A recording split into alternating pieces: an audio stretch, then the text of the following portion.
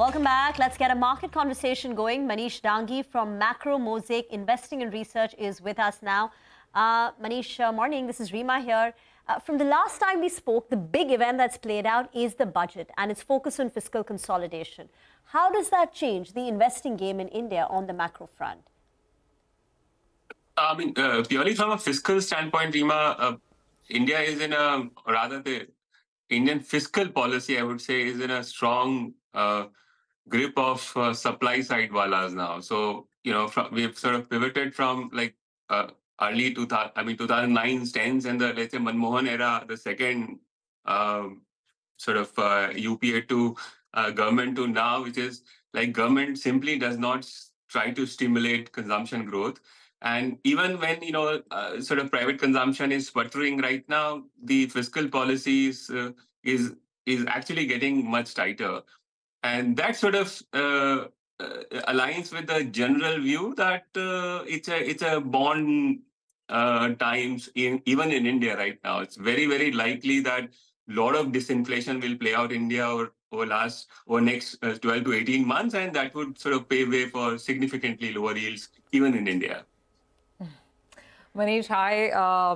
Good to have you on the show. Slightly short chat. So I'm going to try and ask you this long-winded question and link it to banks and whether they can have some respite at least on the trading portfolio, because banks have been having too many other issues, right, from an equity standpoint. You said lower yields are probably, what we're looking at in the near future. Just tie that in with policy. I mean, this whole, confusion around the pace of rate cuts in the US, because we've seen, global yields start to move northwards. We're running into a policy tomorrow. So what should the expectation be? Can we expect lower for longer, so to speak, here in India?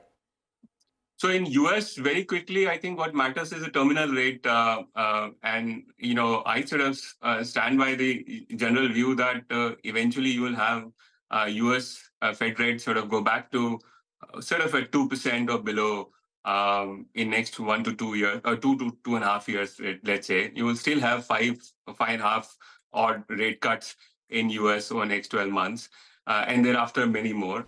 Even in India, the setup has turned quite conducive. Of course, tomorrow you don't expect anything from RBI, but you will have a pivot on liquidity sooner than what market would have expected a few months ago. And very likely Indian rate cuts will also start to kick in this policy onwards. So I would say that this time the repo rate has a room to go even below the COVID lows because the disinflation is more fundamental. It's not driven by any crisis.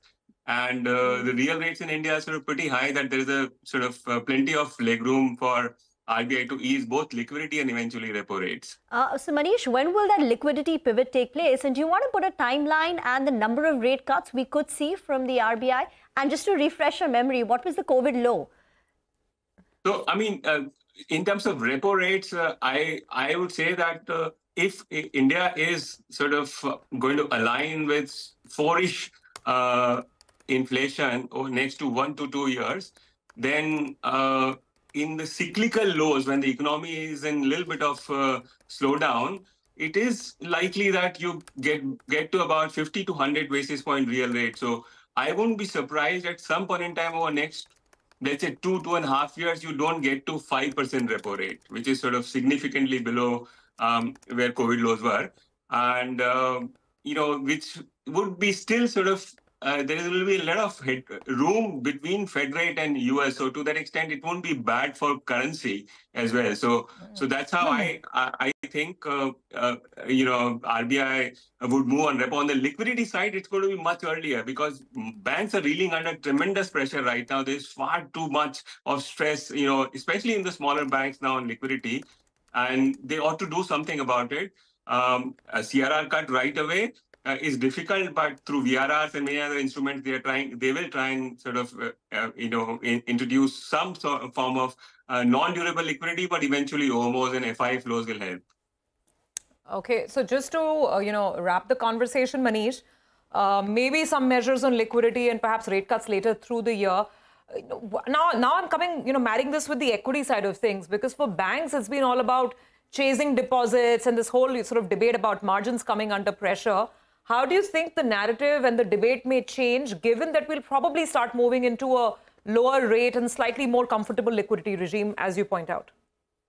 Yeah, so it's going to become a relatively evener place, so to say, that, right now it's a hegemony of large banks. They still have access to pool of capital, but the small and the, banks on the edges have been finding it difficult.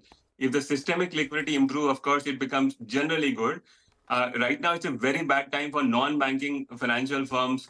Money is very, very expensive to borrow 1 year money, even for a AA plus or AAA is becoming 8.5%, 9% in terms of rates. So all of these rates sort of will improve quite dramatically. So when the liquidity pivot happens in whatever form, it will be a general good. It wouldn't necessarily mean that the NIMs will improve because for NIMs, both sort of a borrowing side traction, which is there right now, can also ease at margin, and that therefore would mean, and the competition, of course, because of PSU Bank is higher today.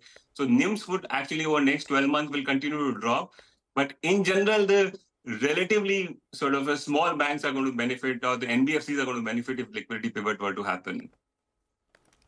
Maneesh, a short conversation, but a useful one as always. Thank you very much for joining in.